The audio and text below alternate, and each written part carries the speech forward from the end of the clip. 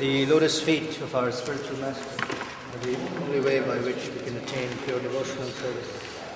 I bow down to those lotus feet with great awe and reverence. By his grace, one can cross the ocean of material suffering and obtain the mercy of Krishna. My only wish is to have my consciousness purified by the words emanating from his lotus mouth. Attachment to his lotus feet is the perfection that fulfills all desires. He opens my darkened eyes and fills my heart with transcendental knowledge. He is my Lord, birth after birth. From him ecstatic prema emanates. By him ignorance is destroyed. The Vedic scriptures sing of his character. Our spiritual master is the ocean of mercy, friend of the poor and Lord and master of the devotees. O Master, please be merciful unto us. Give us the shade of your lotus feet. Your fame is spread all over the three worlds, and we take shelter of your lotus feet. His Divine Grace, A.C. Bhaktivedanta Swami, Srila Prabhupada ki jai.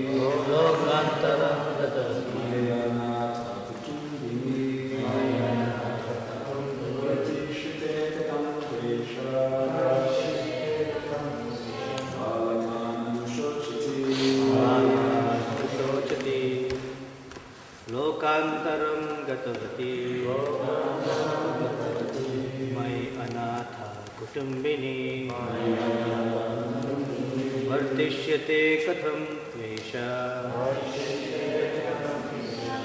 बालकान् विशोचति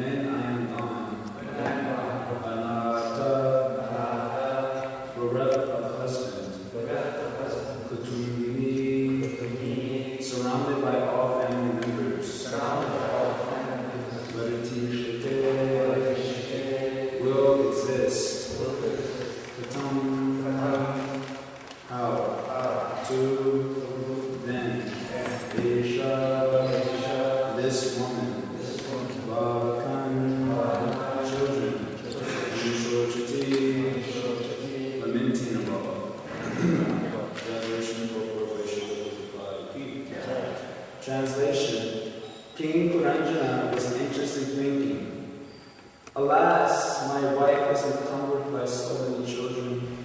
When I pass from this body, how will she be able to maintain all these family members? Alas, she will be greatly harassed by thoughts of family maintenance." Purport. All these thoughts of one's wife indicate that the king was overly engrossed with the thought of woman. Generally, a chaste woman becomes a very obedient wife. This causes the husband to become attached to his wife, and consequently he thinks of his wife very much at the time of death. This is a very dangerous situation, as is evident from the life of King Puranjana. If one thinks of his wife instead of Krishna, at the time of death, he will certainly not return to come back to Godhead, but will be forced to accept the body of a woman, and thus begin another chapter of material existence. Srila Prabhupada ki jai. Om Agyan Sunandasha Shakaya Chakshuni Tasmai Shri Guru Shri Chaitanya Prabhu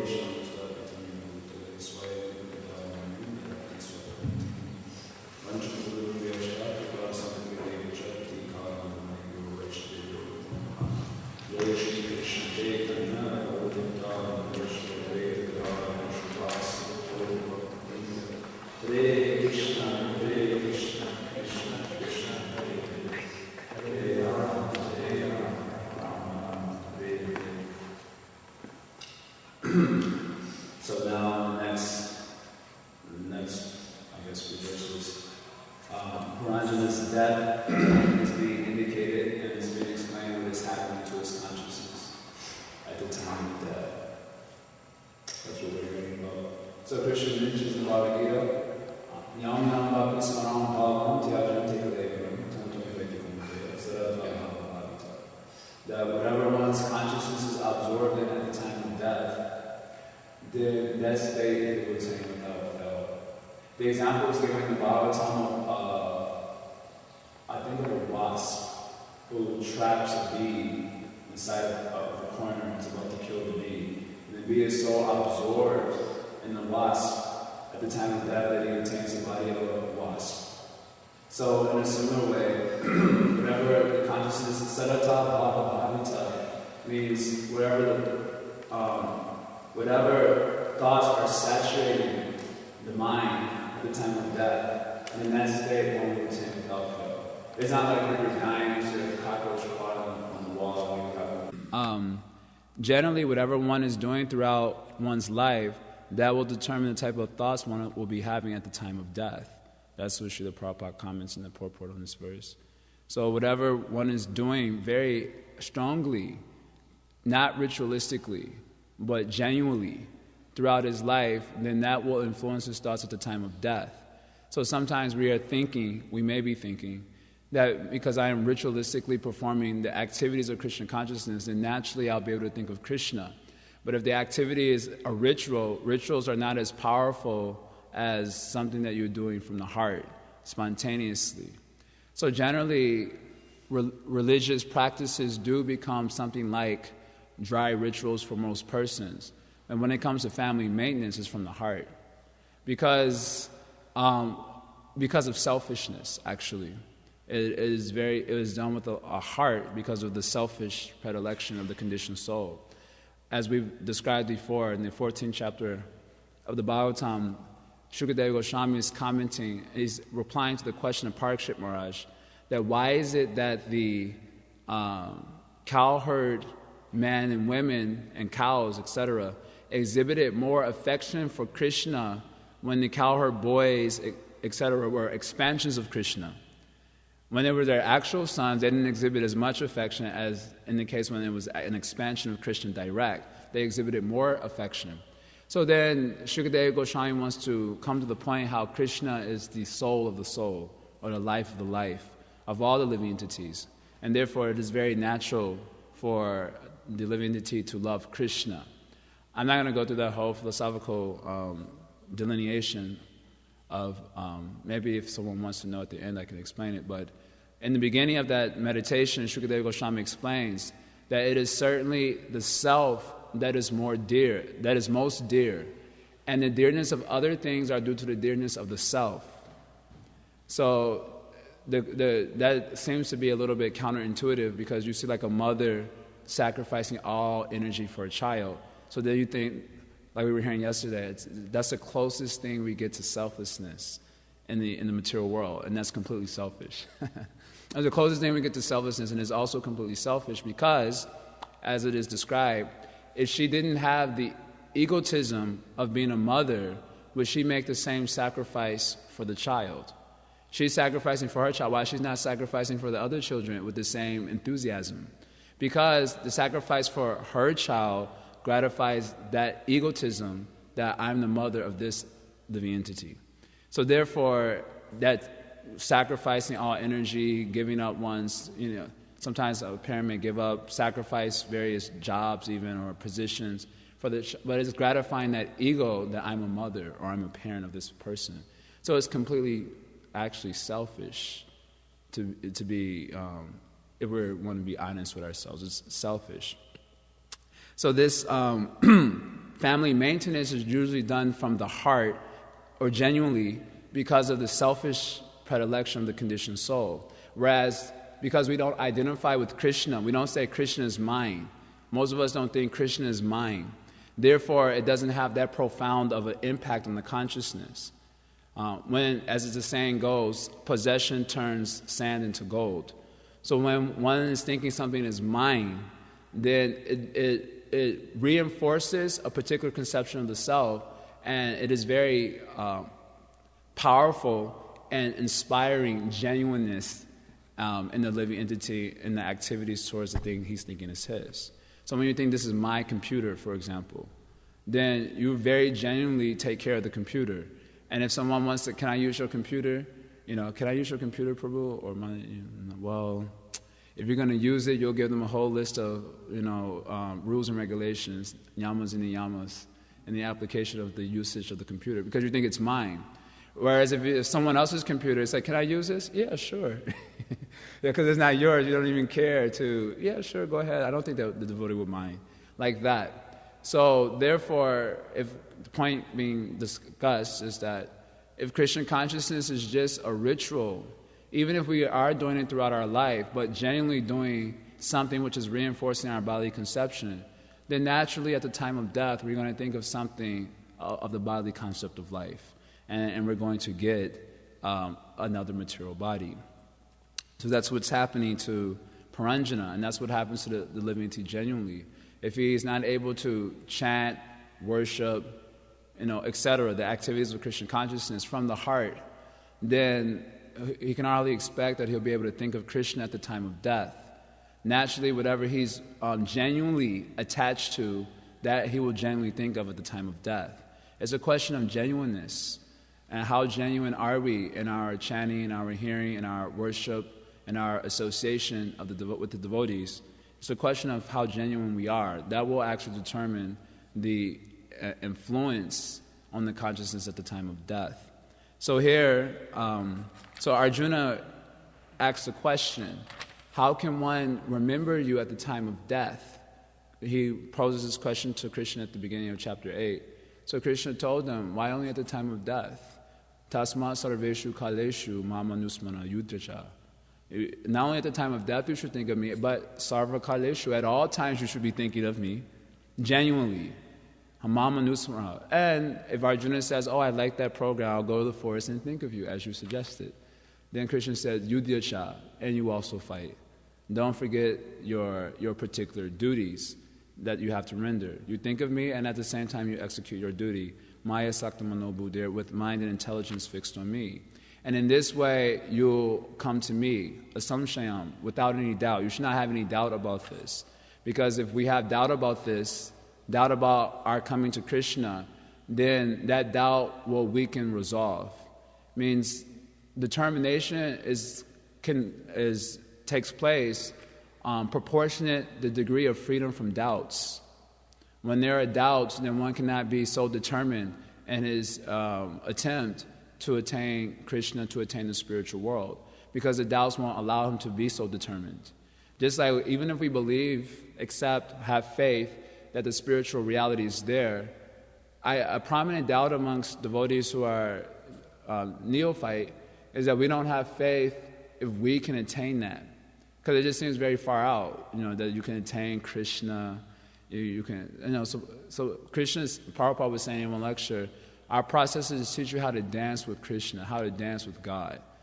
That's like far out. One may be having doubt, how will I dance with God?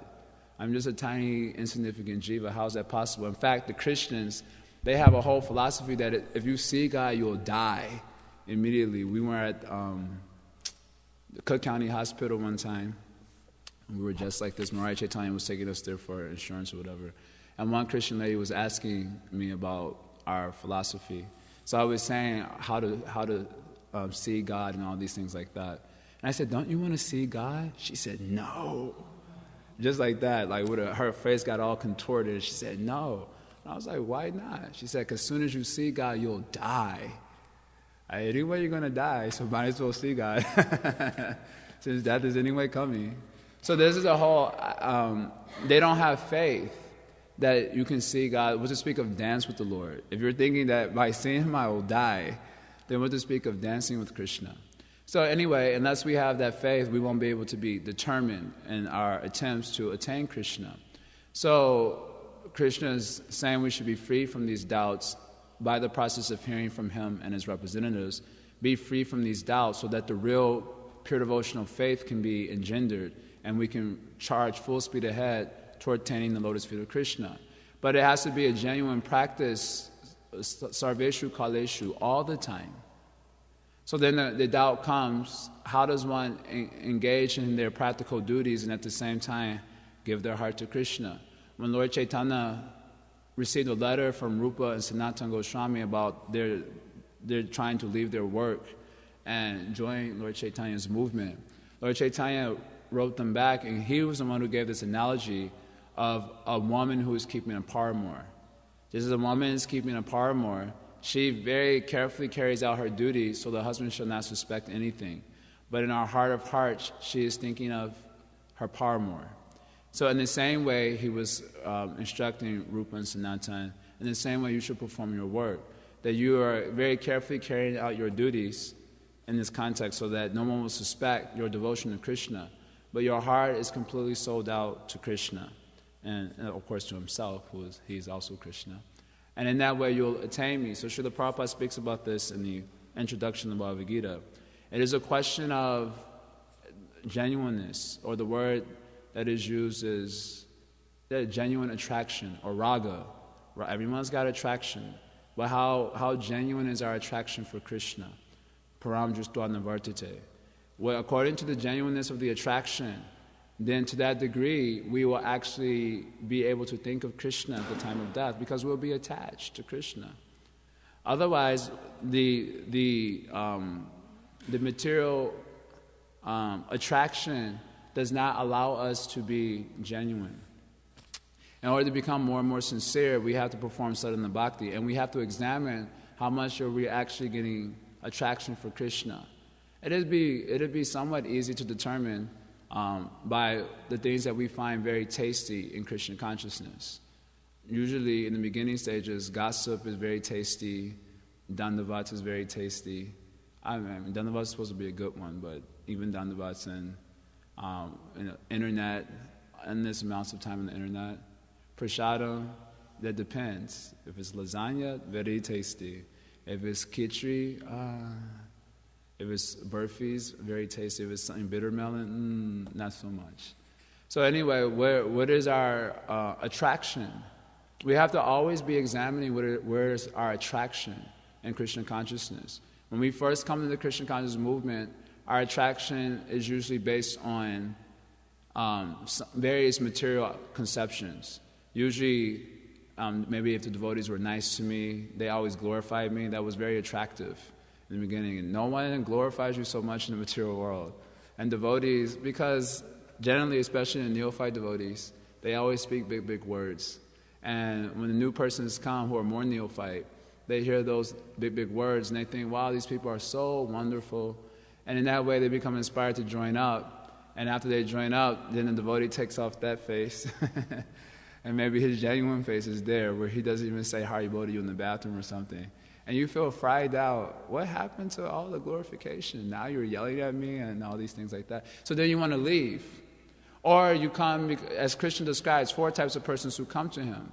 Chaturvida bhajante mam, jana sukritin arjuna. 4 types of persons who come to him. Atoto, atarti, gyani, arto, jignasu, etc. Chabharatarshaba. 4 types come to Krishna. And they're all genuine in their reasons for coming to Krishna, but they're not genuine about their attraction to Krishna. So what happens, it is mentioned, I think, by Baladeva Dabhushana, Arto, Gyani, Atarti. So Arto means due to some distress, and Atarti means wanting some material remuneration. And in the middle of that, the word Jignasu comes. So I think Baladeva Dabhushana mentions that the reason this word Jignasu comes in the middle is that unless those individuals who are coming out of distress or wanting some material remuneration become inquisitive, then it is every chance they'll leave Krishna consciousness. Again, inquisitive about what? We're always inquisitive. Every living entity, relationship practically means questions and answers. Practically, relationship means questions and answers, right? How are you? I'm fine. How are you? I'm fine. What did you do today? Oh, really? Why did that happen? Oh, I can't believe she did that. Why do you think she... Like that. So then that's what relationship generally means, questions and answers. So what type of questions are we asking? We're supposed to be asking questions about the tattva, jivasya tattva jignasa. We're supposed to be inquisitive about that. Inquisitive, jignasu shreya uttama, inquisitive about our highest welfare in Krishna consciousness. So then, what are the type of questions that we're asking, either externally to Krishna or within ourselves, that can easily point out where our attraction is in Krishna consciousness.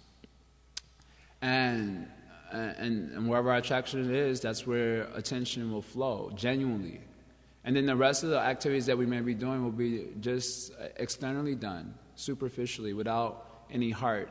Just like Queen Kunti says, that those who are captured by wealth and aristocratic birth, education, and beauty, and they're intoxicated by those things, although they don't like to think that, they're intoxicated by those things, then they will not be able to chant the holy name genuinely. Srila Prabhupada comments that the chanting of Hare Krishna should be like a child calling out for their mother. That's a pretty profound statement, although we often say it, but it's hard to realize. A child calling out for the mother. However, if one will be taking shelter of other things, thinking them to be outside of Krishna, then one will not be able to do so genuinely. So that word is being mentioned here also. The word anatta, I think, is being used here. Anatta means, here in context, it's translated as bereft of a guardian, and sanatta, meaning with a guardian. Srila Prabhupada Maharaj always likes to tell a story when he was in Vrindavan. I think he was in Vrindavan, and he saw a man carrying a dog. Was it in Vrindavan? I think it was in Vrindavan. He always tells his story. Whenever this word comes up, he always tells his story. I've heard it for so many years, at least 3-4 times. And he was in Vrindavan, and there was one dog there. You know, there's one dog who has shelter, Sanatta. And there's always a bunch of street dogs in India. They didn't have any shelter. So then the street dogs came and saw the little dog. I think it was a poodle or something. And they all started, because that's the nature of a dog, they can't help themselves, can't blame them. And they started looking at the small dog like that. And then the master who was holding the small dog shows the stick, and then all the other dogs, they go running off. And I think Maharaj usually makes a little joke there. And the small dog kind of wigs his tail or something. I got shelter. In other words, I'm protected. And therefore, feeling shelter, I'm able to easily concentrate on the purpose of my life. If one is not feeling shelter, then the tendency, this Bahushaka Hiyanantascha thing takes place because of not feeling shelter. When you don't feel any shelter, one is always thinking how to make his own arrangements, how I'm going to protect myself, how I'm going to maintain myself, how I'm going to provide for myself or for my loved ones. All of that consciousness is due to a lack of feeling shelter, or in other words, anatta, being bereft of a guardian. So generally the conditioned souls not able to see Krishna. Krishna means Nityo Nityanam Chaitanya Chaitananam Eko Bahunan Yovadadati Kamam. He's the one eternal living entity who's maintaining all the eternal living entities. Just like Prabhupada would say, the elephant is eating tons of food per day. You never hear him having meetings about economics and all these things, how to maintain. He is attracted. His attraction is genuine, because I'm stool-like, so it's a genuine attraction. So then, all the animals, they're being provided for. You never see them having big meetings, how we're going to provide, how we're going to maintain all these things. But they're being maintained quite easily. Generally, that logic is way too simple for conditioned soul. Because we're human beings, right? We need to form societies, and United Nations and all these things for how we're going to eat, sleep, mate, and defend. And it's a very sad affair. I'm sure if the animals had enough consciousness, they'll feel for us very bad. Oh, look how hard this purple is working for sex life. The monkey will be thinking like that. But when I want sex life, I just walk over and get my sex life and finish. Within 5 minutes, everything is done. This fellow has to work 12 hours a day for months and months together just for his 5 minutes of enjoyment. How horrible. And then he thinks this is a human form of life. So why does that take place? Because a conditioned soul, particularly in the human form of life, he does not feel the shelter of Krishna. You see that the animals are also not worried about maintaining, but they also don't feel the shelter of Krishna. They have too much ignorance. In the human form of life, we have evolved consciousness in this form of life because this form of life is meant for developing God consciousness.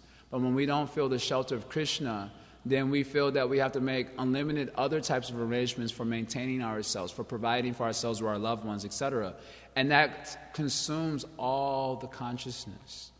So even a devotee, for example, may be chanting, but unless he has faith in the shelter of Krishna, then his chanting, during the chanting period, he plans out his day, she plans out the day, she thinks how many hours I have to work so I can get this much money, so I can save this much for my kids' college education, and I have this much for social engagement, I have this.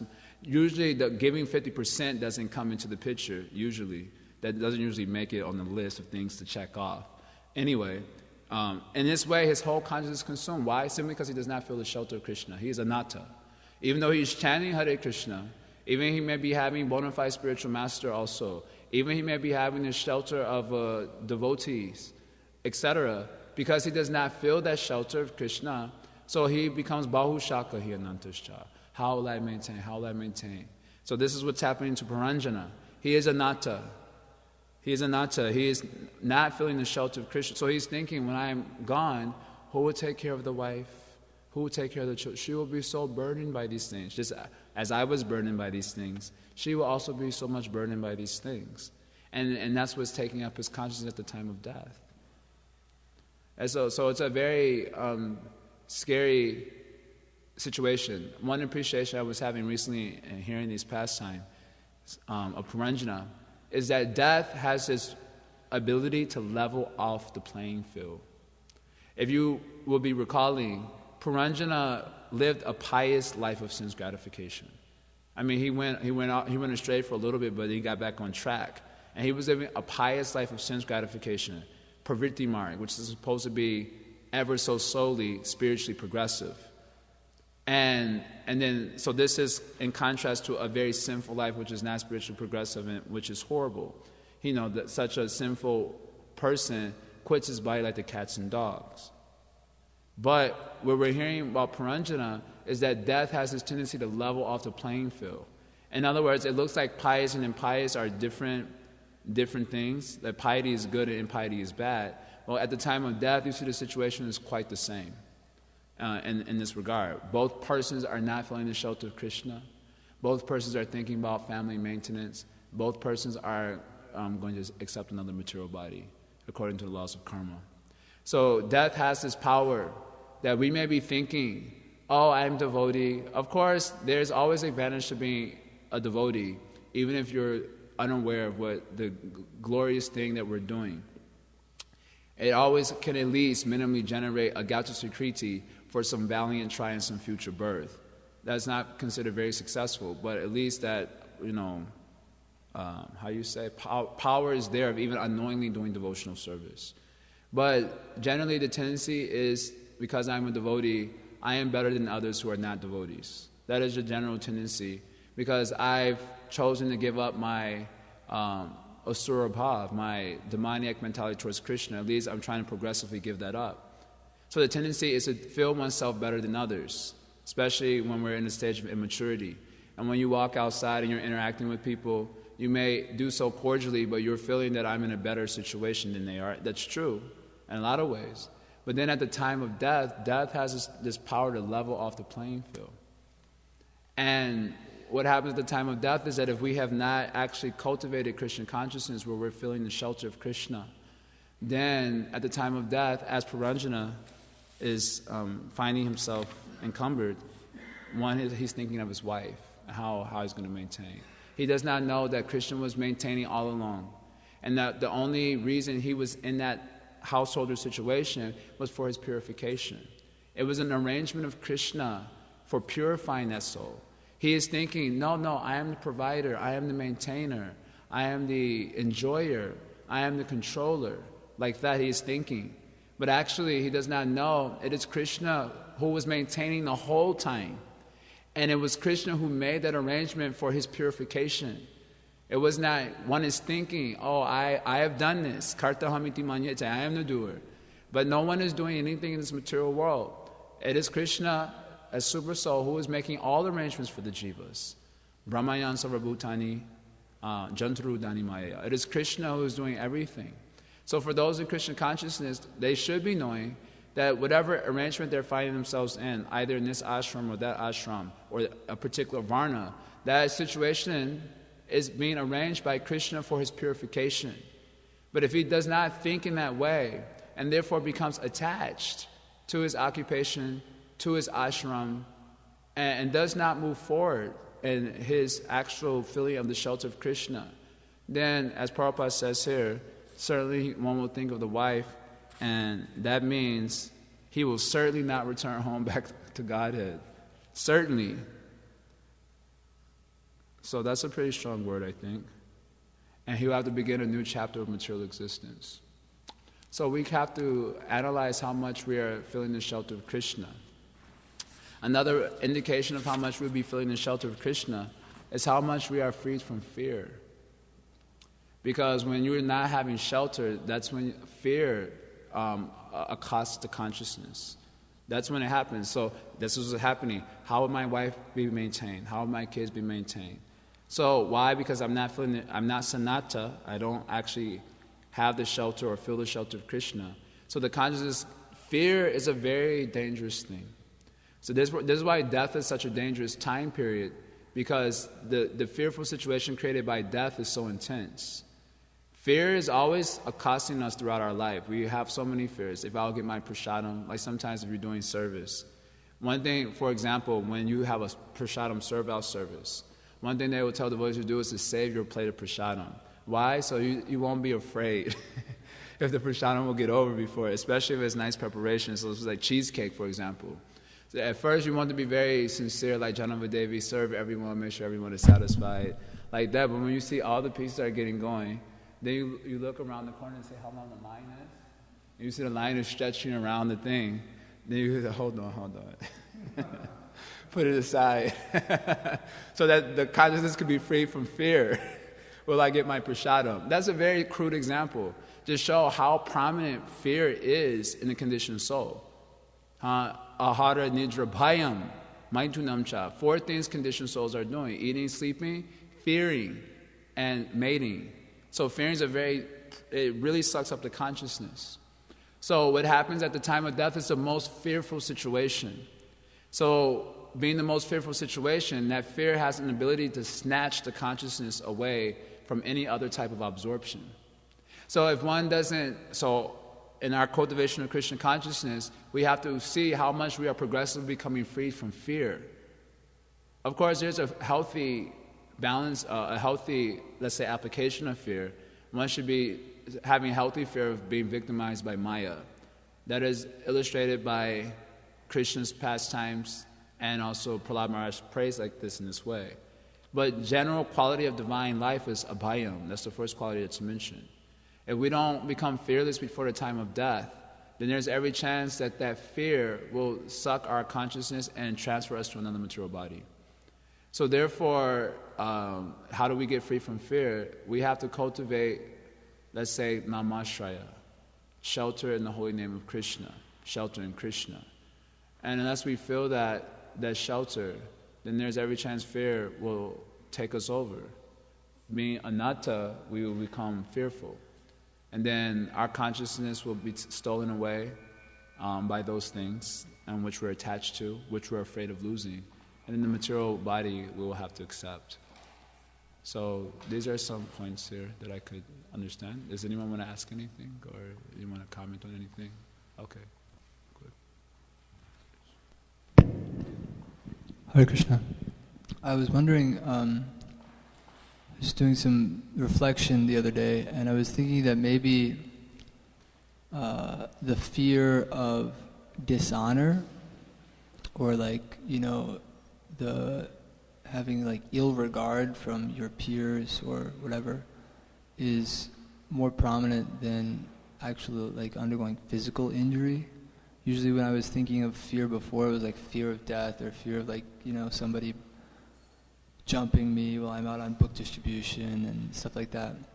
But lately I was wondering about that fear of dishonor.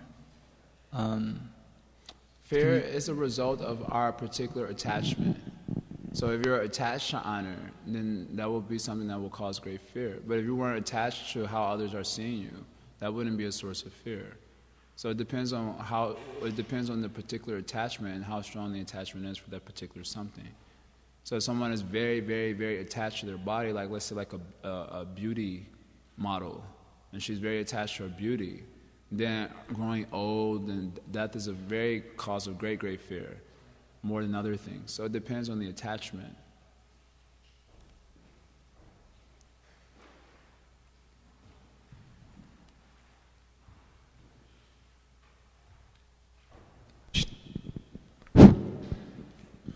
Do animals have false ego? Of course. Of course. One is thinking I'm a pig and therefore eating stool. Someone is thinking I'm an ant, therefore going for sugar. Someone's thinking I'm a tiger eating me. Every conditioned soul has a false ego in the material world. In the human form of life, you just get to see the varieties that it can take on. Usually in animal forms of life, they are so controlled by nature that they don't act outside of their nature. But in the human form of life, because we have this higher intelligence, you see a lot of, let's say, variety in the human form of life, of expressions of false ego. Thank you. Okay. Is anyone else? I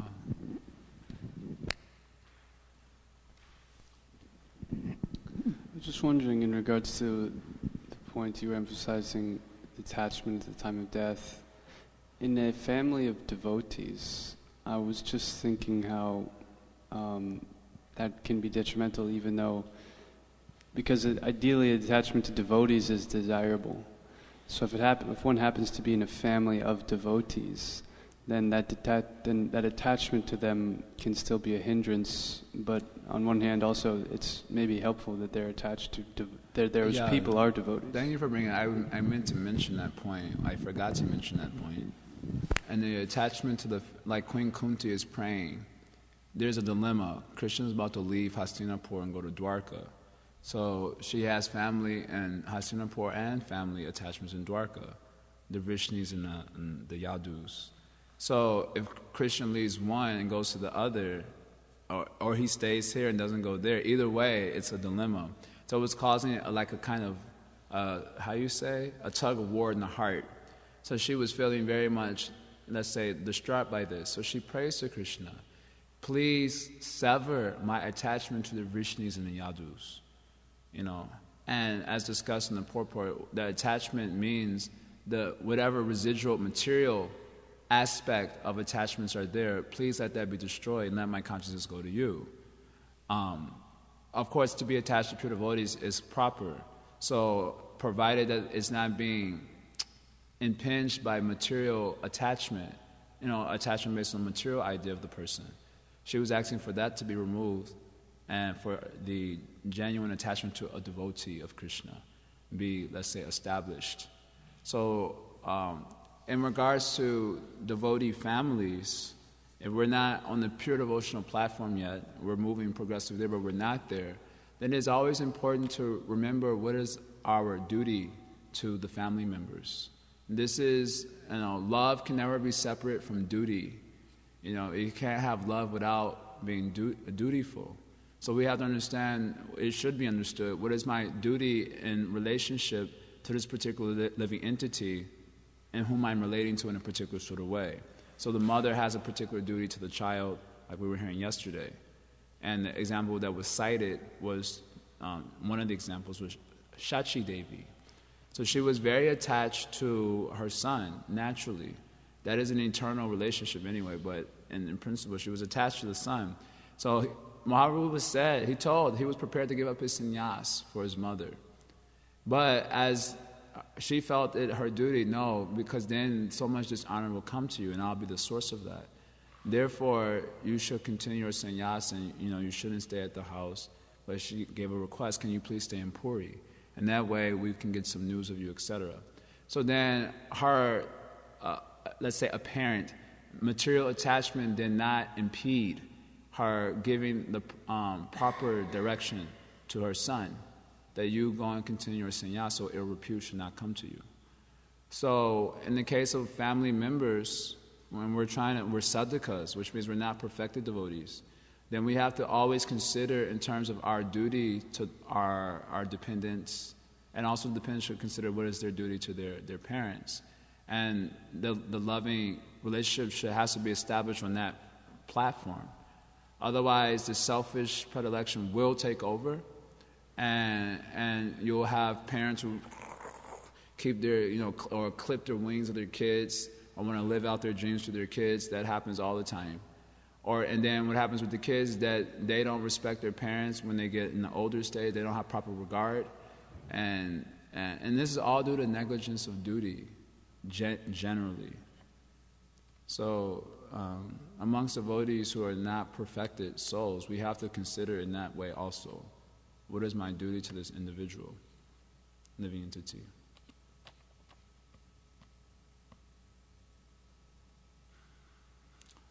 Okay. Anything else? Thank you very much. Srila Prabhupada.